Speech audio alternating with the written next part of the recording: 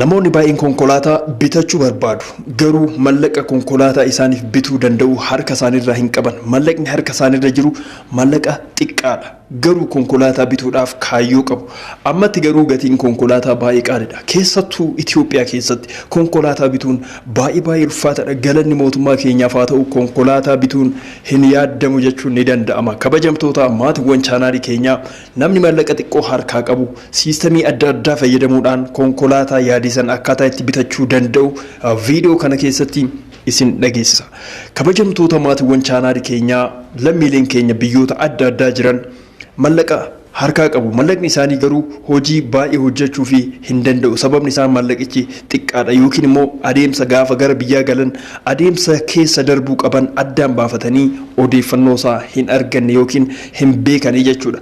Kanaafuu chaanaalii kanarratti kaayyoon kiyya torbanitti yeroo tokko waan qarshii irratti xiyyeeffate, waan daldala irratti xiyyeeffate, waan biizinasii irratti xiyyeeffate isin dhageessisa.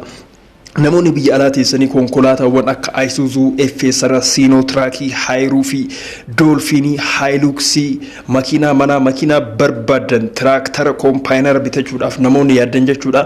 Viidiyoo kana keessatti deebii isaa isiniif qabadhee dhufeetiin jira. Namoonni konkolaataa bitachuudhaaf yaaddan karaalee ciccimaa ta'anii fi karaa baay'ee namatti tolan afur qabadhee dhufeetiin jira. Namni mallaqa baay'ee hin qabne akkaataa itti konkolaataa bitachuu danda'u siistemii Itoophiyaa keessatti jiruun isin dhageessisa jechuudha. Kanaafuu namoonni biyya alaa jirtan odeeffannoo kana dhaggeeffatanii yoo isinitti tole odeeffannoo kana gara hojiitti jijjiiruudhaan gara diinagdee keessan fooyyessuutti sochoosutti galuu ni dandeessu jechuudha.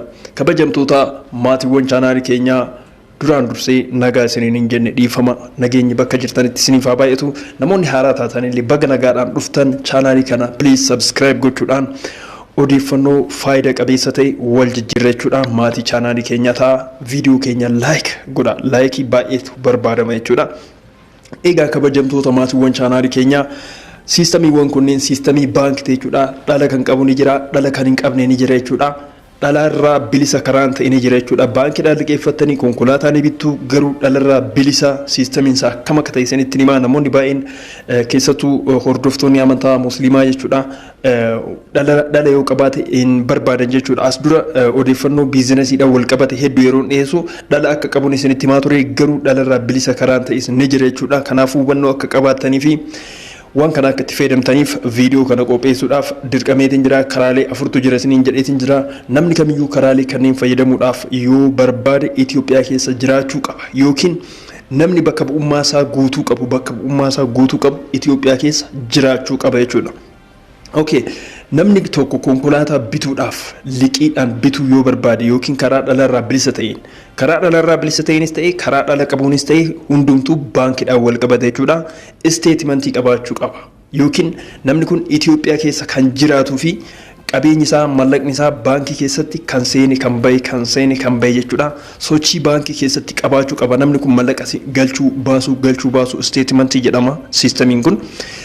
Siistemii kana keessa nama darbe ta'uu qaba, nama hojii ta'uu qaba, nama daldala keessa ture yookiin mallaqni isaa kan seenaa bahaa ture baankii keessatti histiriin isaa yookiin seenaan daldala isaa mul'achuu qaba.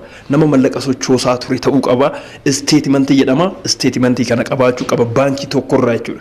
Baankii keessatti toleerraa nama baankii fayyadamu ta'uu qaba jechuudha. Namni kun qabeenya qabaateef qofa liqiin hin kennamuuf yookiin mallaqa baay'ee qabaateef qofa liqiin hin kennamuuf jechuudha. Namni kun yoo xiqqaate ji'oota 6 Itoophiyaa keessatti mallaqa sosochoosaa kan ture ta'uu qaba jechuudha.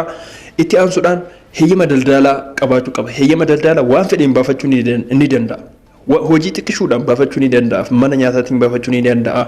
Hojiiwwan iddoo bashannanaatiin, daldala midhaaniitiin waan argeen baafachuu ni danda'a. Inni baay'ee salphaadha. Heeyyamni daldala isaatis ji'a 6 kan ture ta'uu qaba yoo xiqqaate jechuudha. Ji'a 6 kan hojjete ta'uu qaba liqii argachuudhaaf. Tiin nambariitu barbaachisa jechuudha. Namni kamiyyuu heeyyama daldalaa yoo qabaate heeyyama daldalaa baafachuu isaatiin dura tiin nambariitu isa barbaachisa jechuudha. Kunniin waan baay'ee salphaa ta'anidha. Isteetimantiinis salphaadha, tiin nambariinis salphaadha. Kiliiraansiidha sadaffaa irratti kan jiru. Kiliiraansi jechuun idaa irra jiraachuu dhabu yookiin waan mootummaarraa jechuudha. Kanneen akka gibiraa fa'aa irra jiraachuu dhabu ragaa waajjira galii irraa ni barreessisa. Hanganuma jechuudha wanti barbaachisu. Kanaan achi immoo liqii gosa 4tu jira isiniin jedheetiin jira. Gosa 4 kana kunoo isiniin dhageessisa. Tokkoffaa isin konkolaataa bituudhaaf barbaadan haa jennu konkolaataan isin bituu barbaadan qarshii miliyoona tokko haa jennu qarshii miliyoona tokko yoo ta'e baankiin dhala parsantii 50 isiniif liqeessa parsantii 50 jechuudha dhalaan jechuudha dhala ni qaba garuu parsantii 50 isiniif liqeessa. Kafaltiin kun waggaa 4 illee ni xumurama isinirraa waggaa 3 illee kafaltanii ofirraa fixu ji'a 3 jechuudha akkuma walii galtee keessaniitti dhalli isaa hanga parsantii 18 gaa kan baankii tokko baay'ee irra ta'e jechuudha hanga parsantii 16 17 akkas ni jira jechuudha. Kanumaafuu namni kun maal qabsiisa parsantii 50 ni qaba parsantii 50 jechuun qarshii miliyoona tokkorraa qarshii 500 jechuudha. Qarshii 500 ofii keessanii yoo qabaatan konkolaataa qarshii miliyoona tokko bituu ni dandeessu. Homaan qabsiistan mana hin barbaachisu, homaayyuu hin barbaachisu jechuudha. Nibreen keessan yookiin ragaan abbaa konkolaataa sanii ta'uu agarsiisu jechuudha. Baankitu qabata. Gaafa idaa kana ofirraa kafaltanii fixxan baankiin isiniif kenna jechuudha. Ragaa san gara maqaa dhuunfaa keessaniitti naanna'aa jechuudha konkolaataan sun jechuudha. Kanaafuu parsantii 50 baankiin yeroo isiniif liqeessu homaayyuu isin hin qabsiistan jechuudha. Kun tokkoffaadha. Karaa lammaffaan baankiin parsantii 70 isiniif liqeessa. Baankiin parsantii 70 isiniif liqeessa jechuun konkolaataan isin bitan qarshii miliyoona tokko yoo ta'e baankiin qarshii 700 isiniif liqeessa jechuudha. Isin konkolaataa birrii miliyoona tokko bituu yoo barbaadan qarshii 300 qabaachuu qabdu jechuudha. Kana liqeeffachuudhaaf yookiin parsantii 70 liqeeffachuudhaaf akka reefu homaa isin hin barbaachisu miti manni isin barbaachisaa jechuudha qabeenyi dhaabbataan tokko isin barbaachisaa jechuudha amma parsantii 70 yoo ta'e birrii irra caalaan kan baankiti waan ta'eef baankiin waan biraa waan qabatu barbaada jechuudha kanaafuu mana yoo qabaatan mana ni qabsiistu yookiin nama mana isiniif qabsiisu maatii keessan namni ta'e yoo jiraate namni mana namaaf qabsiisu jira jedhee yaadu yoo jiraate mana isiniif qabsiisee akkasitti bitachuu ni dandeessu jechuudha kunis haalli kafaltiisaa ji'a 3 kafalama akkuma walii galtee keessanitti waggaa 3tti xumurama yookiin 4tti xumurama hanga 5ttis konkolaataa gurguddaa yoo ta'e jechuudha by the way baankiin konkolaataa isin konkolaataa birrii miliyoona 4 miliyoona 5 illee yoo bitattan isiniif liqeessaa rakkoo hin qabu parsantii 70 yoo ta'e isin parsantii 30 dhiyeessu parsantii 50 isinii liqeessa yoo ta'e isin parsantii 50 dhiyeessu qofa isinirraa barbaada malee baay'ina birrii hangana ol liqeeffamu jedhamee wanni kaa'ame tokkollee hin jiru jechuudha itti fayyadamuu ni dandeessu kun parsantiin dhalasaa jechuudha akkuma karreefu ta'e jechuudha dhallisaa isinitti baay'ata parsantii 70 liqeeffachuun isin qarshiin har'a kafaltan qofti yoo isin 300 kafaltanii qarshii konkolaataa qarshii miliyoona tokko fudhachuun kun isin miidha jechuudha guys kan parsantii 50 san isiniif wayya maaliif baankiin dhalaan isiniif liqeessaa birriin inni isinii liqeessa isin biratti yoo baay'ate dhallisaa isinitti baay'ata jechuudha adada kafaltaniin baankii maaf hojjettu jechuudha isin miidha jechuudha kabajamtoota kanaafuu garuu carraan kun ni jira jechuudhaaf odeeffannoo isiniif kennuuf immoo dhufeetiin jira haala hojii keessanii immoo isintu beeka jechuudha. Okay.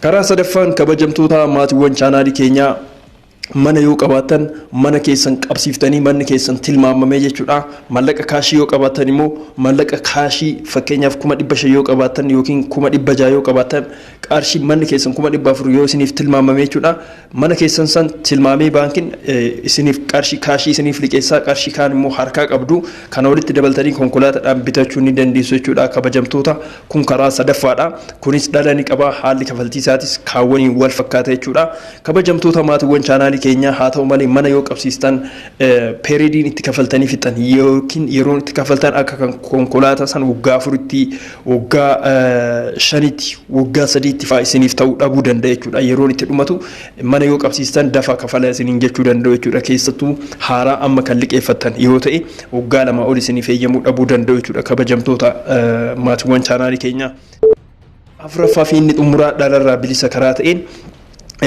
baankiirraa liqeeffachuu yookiin karaa baankitiin konkolaataa bitachuu guys haalli isaa akkana kabajamtoota maatiiwwan chaanaalii keenyaa kun namoonni amantaa musliimaa qaban jechuudha mallaqa isaanii yeroo baankii kaawwatan karaa dhalarraa bilisa ta'een baankii keessa kaawwatu jechuudha mallaqa isaanii baankii kan galfatan mallaqni isaanii yeroo baankii taa'utti hin dhalu jechuudha mallaqa baay'ee miliyoonota lakkaa'amu yeroo kaanitti baankiin itti fayyadama garuu namoonni mallaqa kaan kunneen armaan dura karaa dhalarraa bilisa ta'een mallaqa baankii galfatan kunneen akkuma namoota kaawwanii akkuma namoota dhalaan liqeeffataniitti jechuudha siistamii adda ta'een konkolaataa akkaataa itti bitachuu danda'an haala mijeessanii jiru jechuudha baankiiwwan Itoophiyaa hundumtuu jechuudha.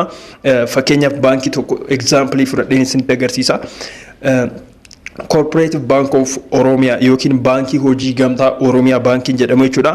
Parsantii 50 qarshii 500,000 yoo isin qabaatan dhalarraa bilisaan jechuudha. Konkolaataa birrii miliyoona 1 bitee isiniif ni kenna jechuudha. Garuu konkolaataa kana baankiin qarshii isinii liqeessee qarshiin kun immoo dirqiidhaan miti jechuudha. Kan yeroo haganaatti kafaltanii fixuu qabdu kan jedhamu ni jira inni jechuudha. Waggaa 3tti fixuu yookiin waggaa 4tti yookiin waggaa 5tti kafaltanii fixuu kan jedhu ni jira.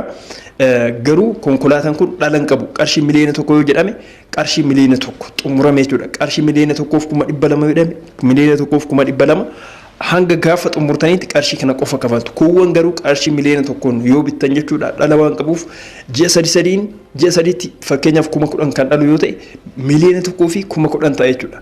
Ammallee ji'a 6ffaatti miliyoona 1 fi 20,000 ta'a. 20,000 30 dhaluu danda'a ji'a 3 baay'ee birriin baankiidhaan liqeeffatanii konkolaataadhaan bittan kun parsantiin isaanii parsantii 18, 17, 15, 16 illee ni jira waan ta'eef dhalli isaa jechuudha kabajamtoota.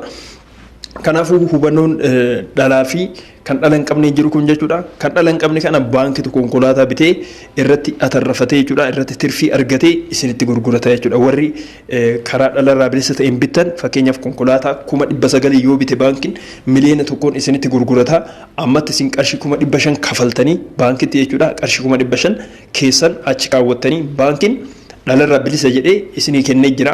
Konkolaataa kana garuu yeroo bitu isin irratti atarrafeeti jechuudha. Bu'aa buufatee akka daldalaatti akka walirraa bituutti jechuudha. Fakkeenyaaf ani konkolaataa gurguraa jennu ani nama konkolaataa gurguruudha baankiin anarraa dhufee 900 narraa bitaa isinitti immoo meeqan gurguraa isinitti miliyoona 1 gurgura jechuudha. Baankiin duruma birrii 100 irraa tirfii erga argatee booda jechuudha isiniif kenna.